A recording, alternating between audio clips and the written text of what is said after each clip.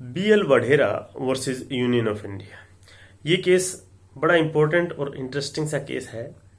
एक व्यक्ति 80 के दशक में कन्याकुमारी से राजघाट तक एक यात्रा करता है। यात्रा का नाम है भारत यात्रा। 4000 से ज्यादा किलोमीटर की वो यात्रा करने के बाद जब दिल्ली पहुंचता है तो उसके बाद एक ट्रस्ट बनता है जिसका वो चेयरमैन बनता है, और उस ट्रस्ट को हरियाणा के भोंडसी गांव, जो कि दिल्ली की बगल में है, यानी दिल्ली से निकलते ही भोंडसी जो क्षेत्र है, वहां की ग्राम पंचायत कुछ एकड़ जमीन भारत यात्रा केंद्र को देती है, जिस पर भारत यात्रा केंद्र की तरफ से ये कहा जाता है कि वहां पर एक पॉलिटेक्निक खोला जाएगा, यहाँ पर एक डिस्पेंसरी बनाई जाएगी।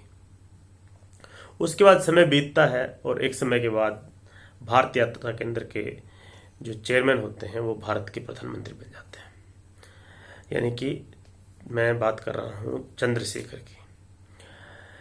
चंद्रशेखर जी भारत के प्रधानमंत्री बन जाते हैं और उसके बाद उनका कार्यकाल खत्म हो जाता है, यानी कि कार्यकाल खत्म होने से पहले ही उनकी सरकार गिर जाती है। लेकिन उनका जो भारत यात्रा केंद्र है वो बढ़ता रहता है। जब पहली बार पंचायत की तरफ से उन्हें जमीन दी गई, उसके बाद और जमीन दी गई, और रिजोल्यूशन हुई, और जमीन दी गई। ऐसी जमीन पर भी एक तरह से उनका कब्जा हो गया जो बॉर्डर सिक्योरिटी फोर्स की जमीन थी, और फॉरेस्ट की जमीन भी उनके भारत यात्रा केंद्र ट्रस्ट के एक तरह से संरक्षण में आई। तो ये सब जो हुआ तो तकरीबन भोंडसी गांव के पास 600 एकड़ जमीन भारत यात्रा केंद्र के संरक्षण में कहिए, कुछ उनके पास पोजीशन में थी, तो उनके पास 600 एकड़ जमीन आ गई।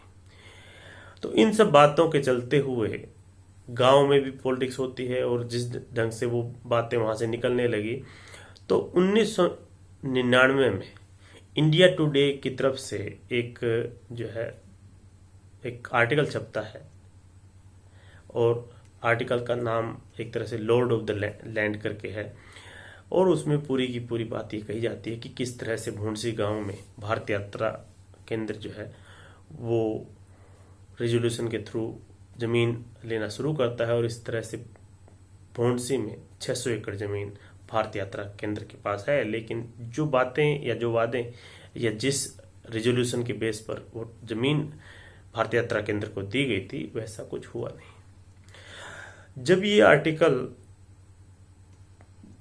किसी के द्वारा पढ़ा जाता है तो एक बीएल वढेरा, जो कि उस समय के जाने माने नाम थे और कई पीआईएल उन्होंने की थी, उनकी तरफ से पिटीशन फाइल की जाती है कि भारत यात्रा केंद्र को जो जमीन दी गई है वो गलत है, और उसमें जो है एक तरह से लीगल ट्रांसफर भी नहीं हुआ है, क्योंकि पंजाब कॉमन विलेज एक्ट के तहत जो प्रोविजन है उसको फॉलो नहीं किया गया है। फिर फॉरेस्ट एक्ट को भी फॉलो नहीं किया गया है, क्योंकि जो एक बड़ा हिस्सा 500 एकड़ जमीन तकरीबन जो फॉरेस्ट लैंड होती है वो भारत यात्रा केंद्र को कैसे दी जा सकती है।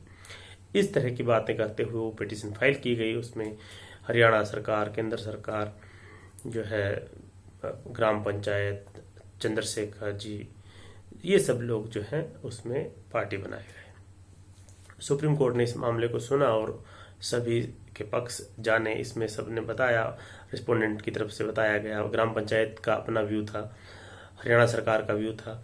तो वो सब बातें आई कि किस किस का क्या स्टैंड है। चंद्रशेखर ने ये भी कहा कि पिटिशनर जो है, जो पिटिशन जो है वो पॉलिटिकली मोटिवेटेड है, और पहले किसी कमीशन में बीएल वढेरा जी थे, और उनका पॉलिटिकल आपस में एक तरह से वेनिजेंस की बात है, और उसी के तहत ये जो पिटीशन फाइल की गई है, ये पब्लिक स्पिरिटेड पिटीशन नहीं है, ये पॉलिटिकली मोटिवेटेड पिटीशन है। लेकिन सुप्रीम कोर्ट ने इस मामले को पूरा सुना। उसके बाद से हरियाणा सरकार की तरफ से भी शो कॉज नोटिस चंद्रशेखर को दिया गया, और एक कमीशन या इंक्वायरी के लिए सेंट्रल गवर्नमेंट की तरफ से एक व्यक्ति को भेजा गया सुप्रीम कोर्ट के कहने पर, और उसकी रिपोर्ट जो है सुप्रीम कोर्ट को मिली।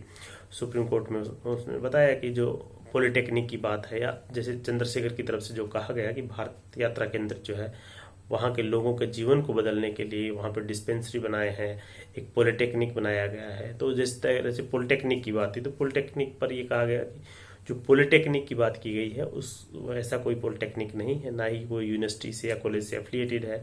और उसमें जो है स्त्री निकेतन के नाम से एक बिल्डिंग बनाई गई है और उसमें एक कुछ क्राफ्ट का काम होता है, टेक्निकल काम कुछ नहीं होता है। और भी बातें उसमें डिटेल में जो है कोर्ट को सबमिट की गई। तो पूरा केस सुनने के बाद, आर्ग्यूमेंट सुनने के बाद, कोर्ट ने जो जमीन थी, यानी कि जो तकरीबन 600 एकड़ जमीन थी, वो सरकार को लौटा दी और कहा कि ये जो जमीन है ये ग्राम पंचायत को दे दी जाए।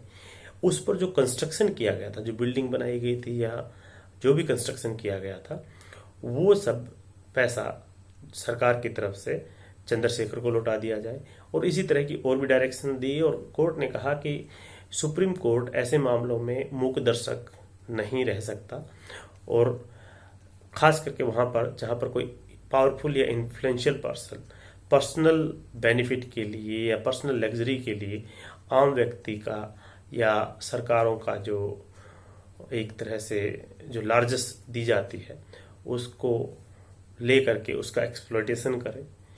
तो उस हिसाब से ये एक बड़ी महत्वपूर्ण पिटीशन, महत्वपूर्ण पीआईएल जो है बीएल वडेरा के द्वारा की गई। और उसका जो परिणाम ये निकला कि दिल्ली के बिल्कुल बगल में 600 एकड़ जमीन एक पूर्व प्रधानमंत्री धीरे धीरे करके अलग अलग रेजोल्यूशन के द्वारा अलग अलग सरकारों में जो है वो इकट्ठी करता है। और उस पर एलिगेशन यही था कि वो जो एक तरह से दिल्ली के बगल में सबसे बड़ा फार्म हाउस वो बन जाता है। जब संसद जो सेशन में हो या ना हो, वहीं पर जो है चंद्रशेखर रहते हैं।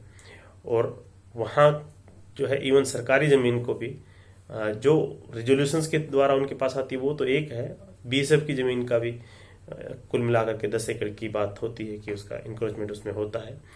तो इस तरह की जो बातें थी उन सब का निपटारा करते हुए सुप्रीम कोर्ट ने वो सारी ज़मीन वापस हरियाणा सरकार को दी और कहा कि ये पंचायत को दी जाए और किस तरह से उसको आगे मेंटेन किया जाए ये देखा जाए। तो इस तरह से ये एक बड़ी महत्वपूर्ण पब्लिक इंटरेस्ट लिटिगेशन थी जिसमें पॉलिटिकल लोग भी इन्वॉल्व थे और सुप्रीम कोर्ट ने आगे बढ़ते हुए पब्लिक इंटरेस्ट में ये डिसीजन दिया।